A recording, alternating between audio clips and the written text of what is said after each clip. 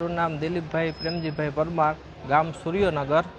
હું અહીંયા રહી લઈને આવ્યો હતો 10/3/2025ના રાતે 11:30. મેં જે યાર્ડનો વેબ્રિજ કાંટો કરાયો છે એમાં 291 મણ છે અને પછી એ અમે 11 તારીખે પેન્ટિંગ રાખી ભાવ ઓછા થવાના હિસાબે. પછી એ અમે 12 તારીખે વેચી.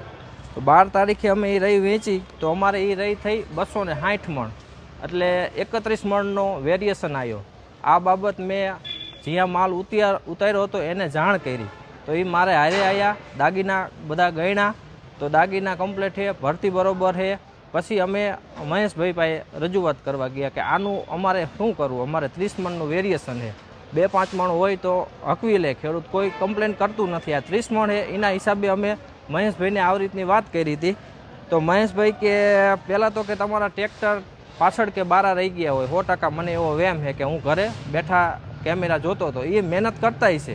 પછી એ પ્રમાણે આપણે ચેક કર્યું તો એ કંઈ આવ્યું નહીં. આગળના ટાયર ન આવ્યા, પાછળના ટાયર ન આવ્યા.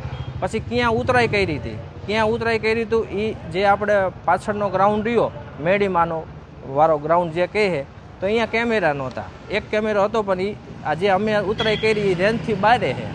તો પછી મેં કીધું હવે આનું શું કરવું, મારું આ 30 મણનું છે, મેં આ વખતે ઓછામાં ઓછો 20 લાખનો માલ યાર્ડમાં નાખ્યો હોય અને વેબ્રિજ કાંટા કર્યા વગર ક્યારેય નથી નાખ્યો. તો આ એક જ માં ભૂલ છે, બીજા ક્યારેય ભૂલ નથી. તો મહેશભાઈ કે મારું આમાં કંઈ હાલે નહીં, તમે ચેરમેન સાહેબને મળી લો. તો મેં કીધું ચેરમેન સાહેબ ક્યાં છે, ક્યારે આવશે? મને કે 3-4 દી પછી આવશે, તમે આવજો, એની સાથે વાત કરી લેજો. બસ આટલું જ. મને આમાં મારું જો મારે તો હાલશે પણ મારા ભાગીદાર દિન રાત મહેનત કરે છે, જે તે આ તે બધું મહેનત કરતા હોય તો એને આ હોય એટલે મારે એને કેવી રીતના સમજાવવા. હવે આ પોઈન્ટ લઈને એ તો ચાલી રાખે કે આ તો 291 થઈ હતી, 291 થઈ હતી ને આમાં 260 થઈ છે.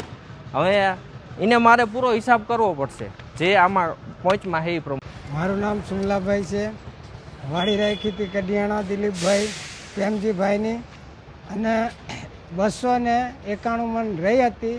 આખું વર્ષ મહેનત કરે તોય મારા ભાગમાં 25 મણ નહીં આવતી. તો આ 30 મણનો ખોટ જાય છે તો એ મારે કેના પાસે લેવું, એટલે આ જાણ કરવામાં આવે છે.